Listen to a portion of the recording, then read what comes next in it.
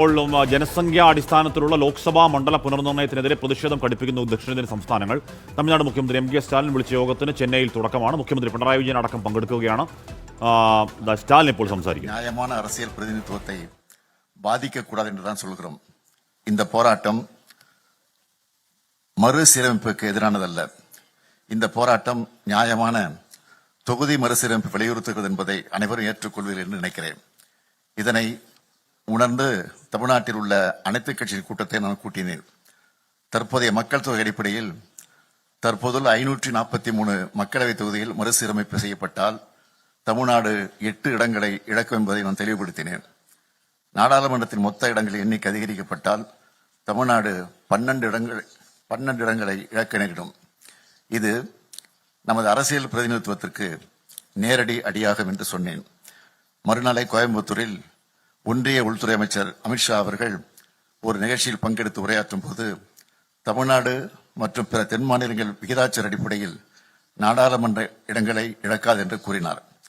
உள்துறை அமைச்சரின் விளக்கம் தெளிவாக இல்லை, குழப்பமாகத்தான் இருந்தது. 2023ஆம் ஆண்டு தெலுங்கானா மாநிலத்தில் பரப்புரை செய்ய வந்த பிரதமர் மோடி அவர்கள் சாதிவாரி கணக்கெடுப்பு நடத்தி மக்கள் தொகை அடிப்படையில் சமூகங்களுக்கு பிரதிநிதித்துவம் வழங்க வேண்டும் என காங்கிரஸ் கட்சி சொல்கிறது. அடுத்ததாக தொகுதி மறுவரை நடக்க உள்ளது.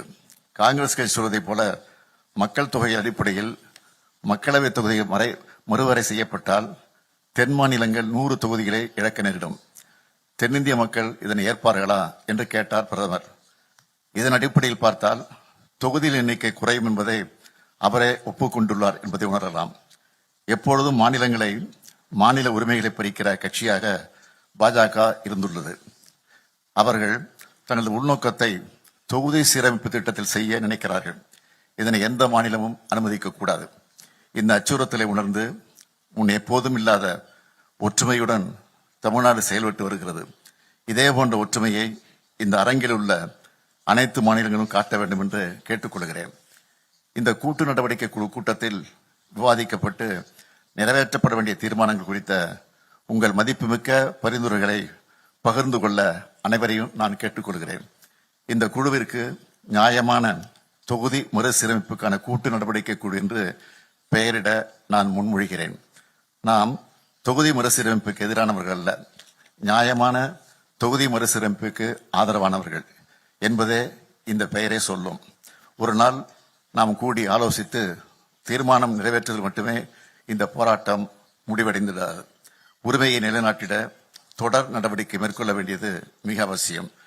ஒன்றிய அரசை வலியுறுத்துவது ஒரு பக்கமும், இன்னொரு பக்கம் இது குறித்து மக்களிடம் விளக்கிட, மக்களிடையே விழிப்புணர்வை ஏற்படுத்திட இந்த கூட்டு நடவடிக்கை குழு மிக அவசியம் என்றே கருதுகிறேன். நமது அரசியல் ரீதியான எதிர்ப்பை சட்டபூர்வமாக எப்படி நடத்துவது என்பது குறித்து அனைவரும் ஆலோசனை வழங்குமாறு கேட்டுக்கொள்கிறேன். அரசியல் மற்றும் சட்ட நடவடிக்கைகளை வரையறுப்பதற்காக வல்லுநர்களின் குழுவை அமைக்க நான் முன்மொழிகிறேன். ஒட்டுமொத்த முன்மொழிவுகள் குறித்த தங்கள் கருத்துக்களை பகிர்ந்து கொள்ளுமாறு அனைவரையும் கேட்டுக்கொள்கிறேன். ஒற்றுமை உணர்வோடு அனைவரும் ஒன்றுபட்டு போராடினால்தான் வெற்றி பெற முடியும்.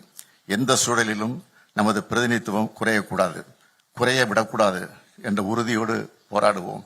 நியாயமான தொகுதி மறுசீரமைப்பு அடையும் வரை நாம் இணைந்து போராடுவோம். எங்களது அழைப்பை ஏற்று வருகை தந்துள்ள மாநில முதலமைச்சர்கள், துணை முதலமைச்சர்கள், அரசியல் தலைவர்கள், நாடாளுமன்ற உறுப்பினர் அனைவருக்கும் மீண்டும் எனது நன்றியை தெரிவித்துக் கொள்கிறேன். நன்றி, வணக்கம்.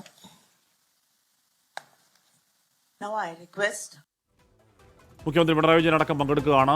ജനസംഖ്യാടിസ്ഥാനത്തുള്ള ലോക്സഭാ മണ്ഡല പുനർനിർണയത്തിനെതിരെയാണ് പ്രതിഷേധം ദക്ഷിണേന്ത്യൻ സംസ്ഥാനങ്ങൾ കടുപ്പിക്കുന്നത്. മുഖ്യമന്ത്രി എം.കെ. സ്റ്റാലിൻ വിളിച്ച യോഗത്തിന് ചെന്നൈയിലാണ് തുടക്കം. അതിനെതിരെ കരിങ്കൊടി കാണിക്കുമെന്നൊക്കെ BJP അറിയിച്ചിട്ടുണ്ട്.